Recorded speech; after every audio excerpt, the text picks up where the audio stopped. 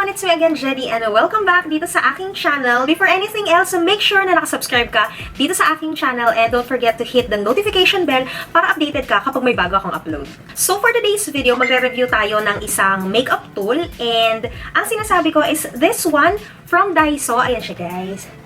Ayan, katerno ko pa siya ng kulay ng damit kasi high hopes ako dito. Though mura siya, of course, from Daiso, 88 pesos, kaya yun, gusto kong malaman kung maganda ba siya. Sobrang straight to the point lang tong video na to. Like, maganda ba siya o pangit? Yun lang. Usually kasi ng mga sponge ngayon, kahit mura, lumalaban na sila ng quality. And yung pinaka recent na nagustuhan ko na kinda affordable is yung from Miss Bella na nabili ko ata for 200 plus. Di ko lang matandaan pero parang ganun. And nag-work siya sa akin ng bongga. Kaya yun, naisipan ko mag-try ng ibang sponge and ayun na nga. This is from Daiso and sabi dito guys is pwede siyang wet and dry application, easy to clean and latex free. Tas non-allergenic daw. So yun siya and ang brand I think is Pink Blossom. Yun yung nakalagay sa kanyang packaging. So yun guys, ito yung itsura niya kapag dry pa siya. Ayan. And meron siya nitong flat na surface. And meron ding pointed for concealer yata to dito sa ilalim ng mata, ganyan. And sa ngayon, medyo matigas siya. Pero malalaman natin, baka naman maganda siya pang apply ng foundation. Especially pag na-damp na siya. So, yun guys, babasain ko lang tong sponge na to. Tapos i-apply na natin yung aking foundation right away. So, yun lang, babalikan ko kayo. So, ayan guys, nabasa ko na siya and sobrang lumaki naman siya versus kanina na dry. And yun lang, nung binasa ko siya, medyo matagal siya bumalik dun sa form niya. Hinintay ko pa talaga na parang mag-isa. Bumalik sa shape niya, ganyan. And kapag pinipress ko siya ngayon, may matigas sa loob niya. Feeling ko yun yung tubig na hindi ko na-squeeze out ng bongga. Kaya lang, pag ini-squeeze out ko siya ng bongga, yun nga, sobrang tagal niyang bumalik sa form niya, which is kinda hassle dahil, of course, paano kung nagmamadali ka ganyan? So, ang tagal niyang bumalik. Ayan.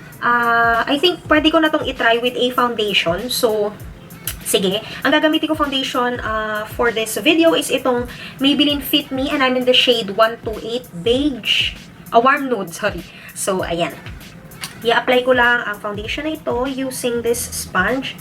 Sana naman maganda. Sinatutuwa ko sa kulay niya talaga.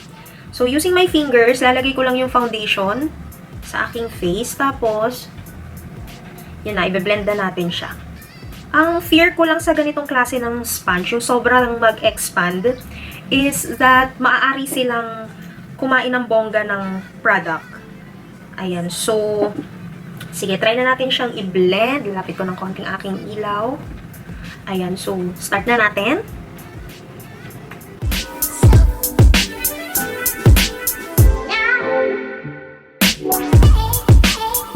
So, there you have it guys. Ayan na nga. So, na-blend ko na yung half ng face ko using itong Daiso sponge.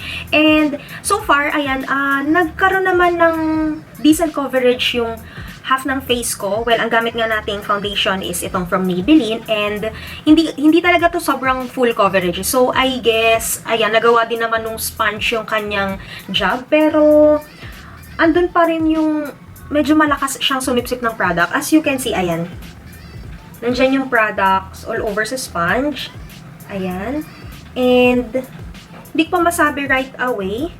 Kasi parang, sa akin okay naman. Ayan naman yung coverage ng foundation. Though, yun nga, nanipsip siya ng bahagya. So, continue natin yung paglalagay hanggang sa left side ng face ko.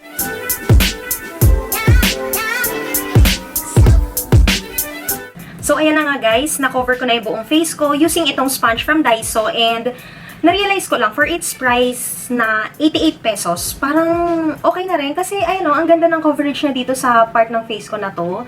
And even dito, yung unang application natin na ginamit natin siya as wet, okay naman siya and as you go along, habang ginagamit mo siya, ma-appreciate mo yung lambot niya. Kaya for me, yung 88 pesos for a sponge na probably squeeze out nyo na lang maigi. And yun nga, kagaya nung sinabi ko kanina, medyo matagal siyang bumalik sa kanyang tamang form. Yun, hintayin nyo na lang kesa mag-suffer yung face nyo na medyo watery yung ma-apply nyo together with your foundation. Kaya, yun, for me, the 88 pesos is sobrang sulit.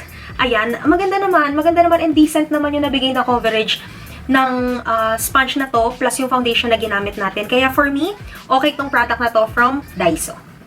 And so that's it guys for today's video. Ayan, again, nagustuhan ko tong sponge na to from Daiso. Ito yung pinakamurang sponge na nagamit ko ever. Less than 100 pesos. Bihira na makakita ng ganong sponge. So, yun, pumunta na kayo ng Daiso. May iba pang kulay na available. May brown, may pink, may black. Ito yung kinuha ko kasi sobrang unique ng color niya and first time ko makakita ng sponge or makeup sponge na ganito yung kulay. So, again, thank you very much for watching. Sana may natutuhan kayo and sana nagustuhan niyo tong product na to.